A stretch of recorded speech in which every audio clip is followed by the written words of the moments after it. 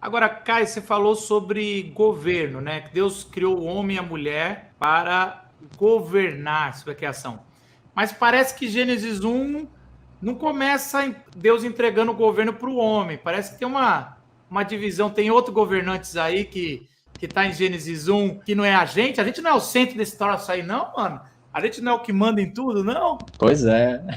Muito legal, né? Na verdade, você tem os verbos usados para falar sobre a ação da humanidade com relação à criação, é o dominar e sujeitar. São verbos bem problemáticos se a gente não entende qual é o processo criativo daquilo que está acontecendo. A gente vai, obviamente, aplicar uma noção muito negativa para esses verbos que não está no texto. Os verbos são fortes, são sobre ação forte, mas não necessariamente negativas de sujeição imposta e como se pudéssemos fazer qualquer coisa para o nosso próprio benefício em detrimento da criação, não tem nada a ver com isso. Mas é muito legal, né? Você lê no dia 4 que Deus cria os corpos celestes e fala, você vai reinar, cara.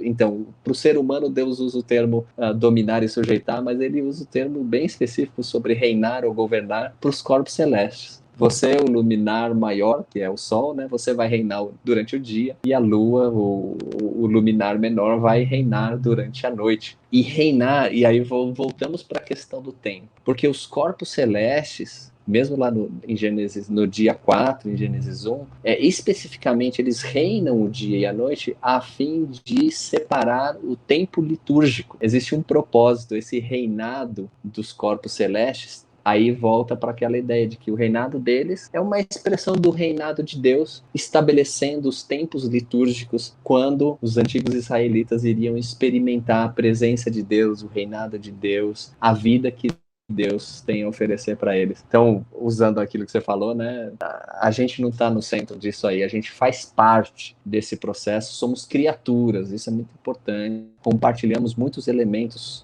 com toda a criação, desde o pó da terra até os animais, e por sermos criaturas, também compartilhamos elementos do divino, porque ele se doou, ele se entregou, ele se envolveu com a criação a fim de que nós pudéssemos existir. Queria que você falasse um pouquinho da expressão imagem e semelhança, porque no sexto dia, isso é muito legal. Esses dias eu estava ouvindo o Tim Mack lá do Bible Project falar, ele estava falando sobre... Alguém perguntou para ele por que Deus no Antigo Testamento, em Gênesis, tem preferência para o segundo filho quando toda a tradição era pro primeiro. E aí perguntaram, começou isso em Caim? Aí ele falou, não, começou na criação, no Gênesis 1. Ele primeiro deu o reinado celestial para os astros, e o segundo reinado é nosso. Então a gente é o segundo ali rei a ser criado, mas a gente ganhou a primazia da bênção. Cara, isso aí explodiu minha cabeça. Eu falei, caramba, eu jurava que era em Caim e Abel, e tava lá já antes, e na verdade até no dia 6,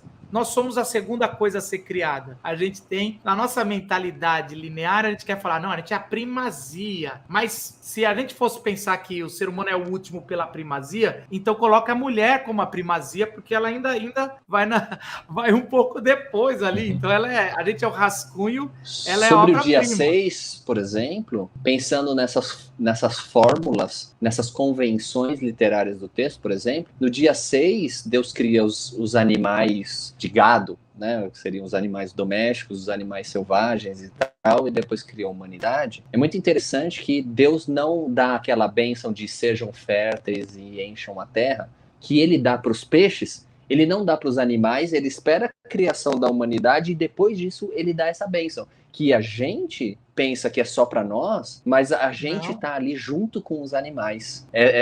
Nós somos alvo dessa bênção do dia 6 como parte, como animais, como parte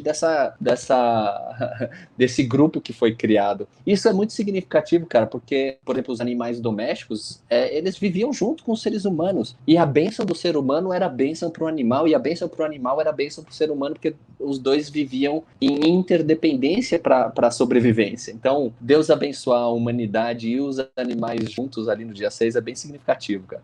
E a narrativa de padrões ela vai mostrando que as pessoas vão, pelo menos até os patriarcas vão entendendo cada vez menos isso e vão querendo dar para um filho só, sendo que podia ter, para toda a humanidade, toda a criação a bênção. Porque a bênção não muda, a gente quer fazer hierarquias de bênção. Não, a bênção de Abraão é diferente. Ou até hoje a gente faz isso, a bênção do meu pastor é diferente. É a mesma bênção. Quando Isaac vira para Esaú e fala, não tenho mais. Era para Esaú falar, lógico que você tem. Olha todo o nosso passado, depois todo mundo recebeu.